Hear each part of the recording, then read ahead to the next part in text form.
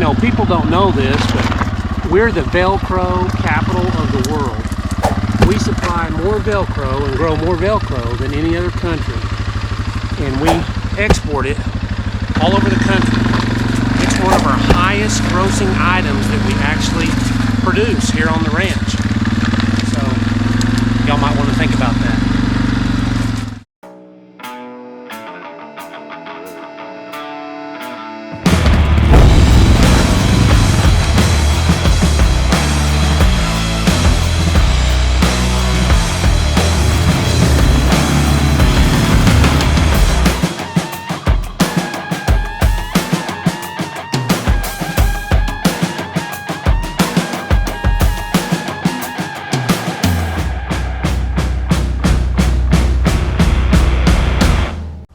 Yeah, it's cold this morning. This Billy right here is guarding his doe. What do you say, Blue? Did you eat? Are you done? There's one of our Billy kids right there. I'm thinking about keeping several of the Billy kids this year.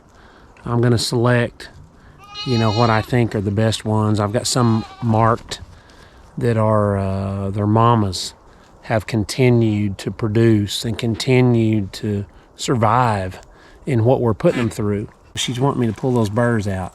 You'll have to get those when your hair falls out. If you can start identifying those, and you can start keeping those as Billies, where that genetic trait of survivability and reproducing the right whatever you're after, as a Billy, you know, you can impact the herd quicker. And so, you know, one Billy may breed, well, some of them say 100 does, but, you know, they'll breed several. So then you can multiply that genetic trait of survivability and adaptability in your management environment. So if you can do something like that, whether it be goats, sheep, cows, buffalo, I guess it would work with chickens, you know, anything like that is good to do if you're trying to improve the enterprise within your system. So I'm going to keep several this year. So I guess I'm bringing that up because I'm going to keep more than I need, and I get lots of inquiries about does and on occasion bucks, and I normally just, you know, our does, we keep all of our does. But I'm going to keep extra bucks, and that's what that'll be for. If somebody gets a hold of me or contacts me and is looking for a Spanish goat buck, we'll have some. So that'll be, we probably won't want to sell them until it gets closer to the fall, but I guess we could do it sooner. So anyway, that's kind of what the plan is, and you know how plans are. You got to be flexible in this business. So contact us if you think you might be interested in something like that, and we'll see if we can't figure out how to make that work. We've got to finish up this electric fence here. Okay, so the post is good, not bent. First thing you do is you can put this thing on, then you slide it all the way down where you want to go. Then for my fence, I'm putting it 10 inches apart. So I'm going to put this clip right there.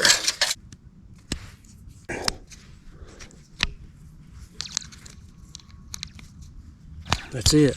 I'll do another 10, and this one's done. You do that all the way down through there.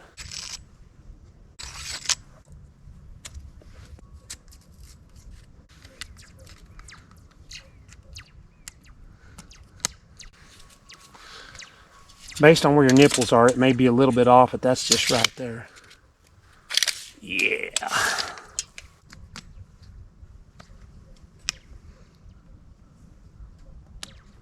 You know, really clipping a fence is the most boring, worst part.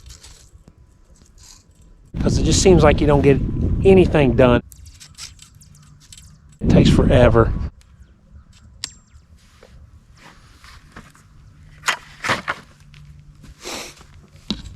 But I'm done. I got her all clipped.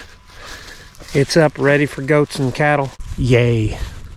What do you say, big fella? What's up? I came down here just to get a look at the cows, and I drove the pickup because sometimes when I drive the four-wheeler, even if they're not needing to move, they'll be ready. I tell you, they're still in good shape. Look at them. I'll just follow them too. They won't even know I'm back here.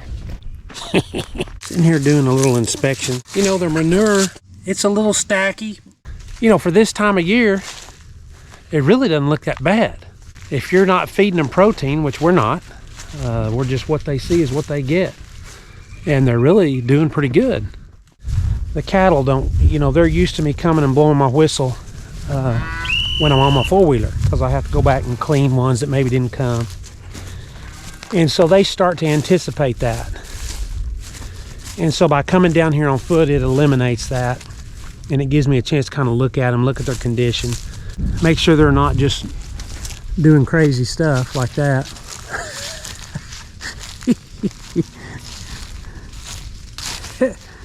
They're not used to seeing somebody walking through the woods.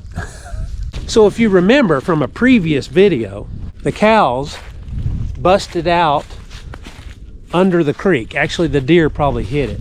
But what that did was that moved them early out of about, well, probably at least 4 or 5 days of grazing. And I was just hoping that they would kind of work their way back that way, and I think they have. They're in great condition, and you know, that was the main thing that I kind of wanted to see. So I'm gonna go ahead and keep working on the fence on the other side of the ranch. You can look in there, look in here, and you can see the feed. Green and brown. I mean, that's perfect. For this time of year, it just doesn't get any better than that. That's ideal. You can't hardly go by that and feed it to them.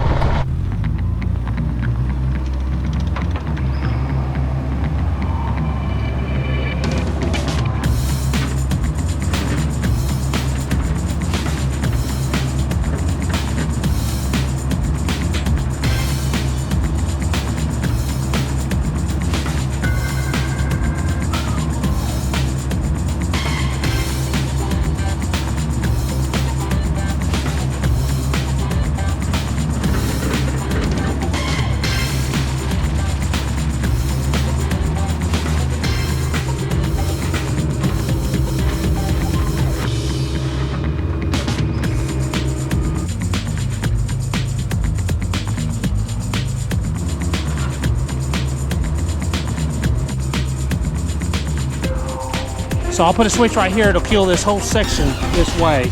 Since I'm gonna have undergrounds, I'm not gonna be able to throw gates and debug it, so I gotta have switches.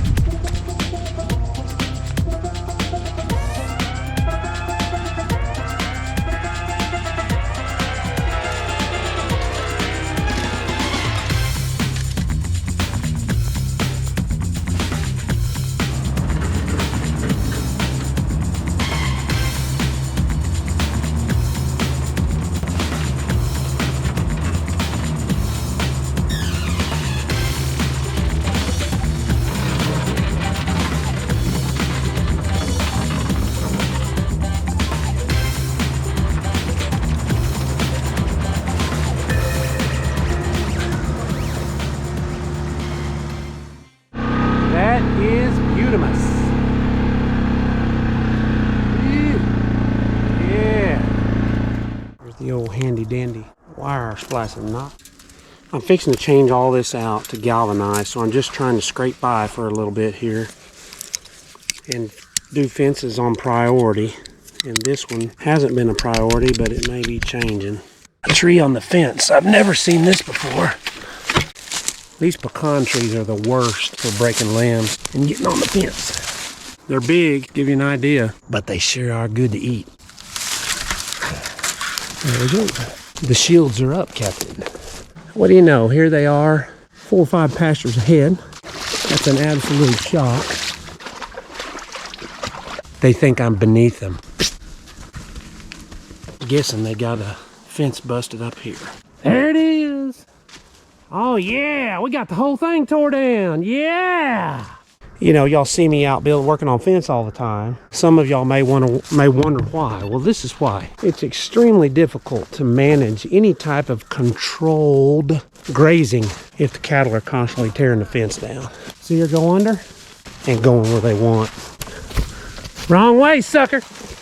Oh, they'll look real good at the beginning of the dormant season. See how fat these suckers are? Obviously they're not supporting the calf. They'll look outstanding because they're selecting the best. Come on. Hop, hop. In every pasture before they get a chance to make a round or two. Now what? Where if I can control them better, they will not select the best. Little pot liquor. I will force them to eat a little bit of a mixture. Good, medium, bad. All at the same time and balance the diet a little bit. I'm gonna slip over here. See if I can't patch that fence real quick. All right.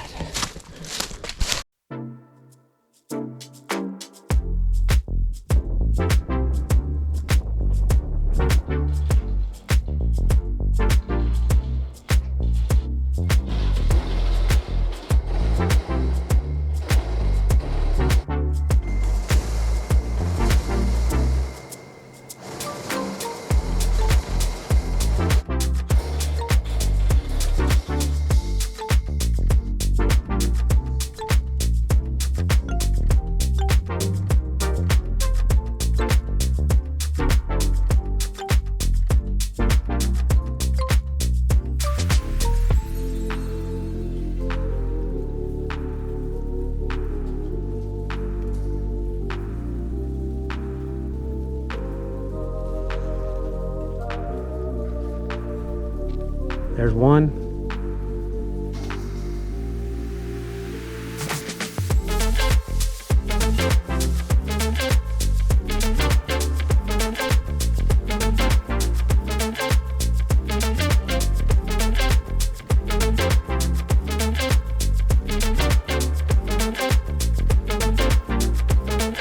Two.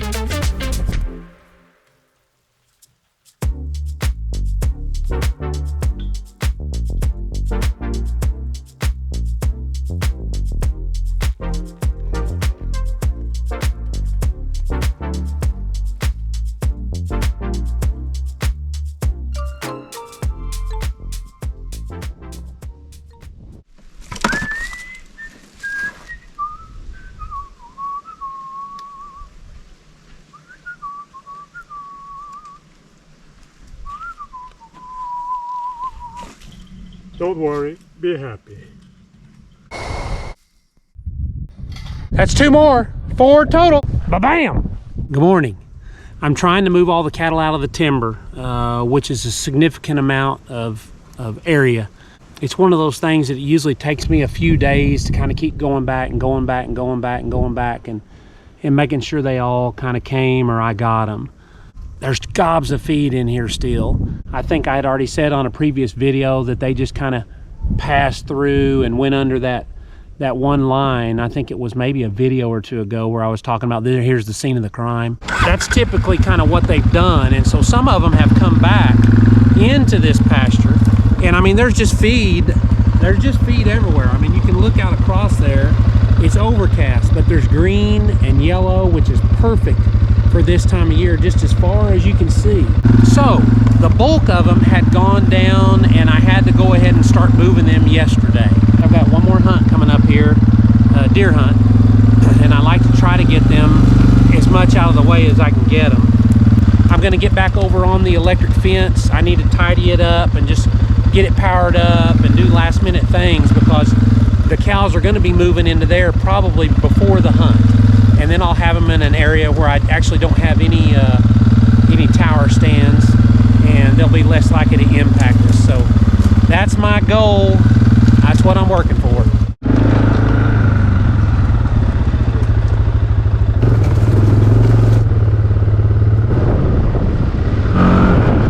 There comes some more out of the brush. You gotta love it when things come together. That's right where we're headed, baby. That just makes you smile. Pop, smile. He doesn't have any smile in him. All right. It's about lunchtime. I'm gonna go back and hopefully eat some lunch.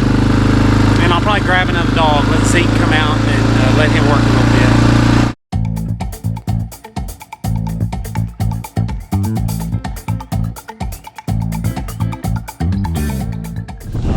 Yeah, lunch is almost ready.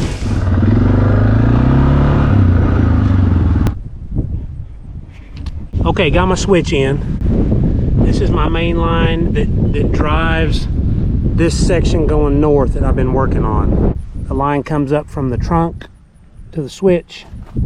I can open the switch and it kills it going on to the underground, close the switch. That way if I'm having an issue, I can come down there and throw this switch, and then I know if the voltage and the voltage goes up and the current goes down, the amps go down, then I know it's that direction. My fault finder should show it's going this way to the junction, and then if I come on this side of it, it should show that the amps went way down from here. It might have been 20, and then when it jumped over here, it might have gone down to like 1, and then that tells you that the amps are going all this way. And then the other way to check it is to use this switch and check your voltage and see if it increases when you open it. So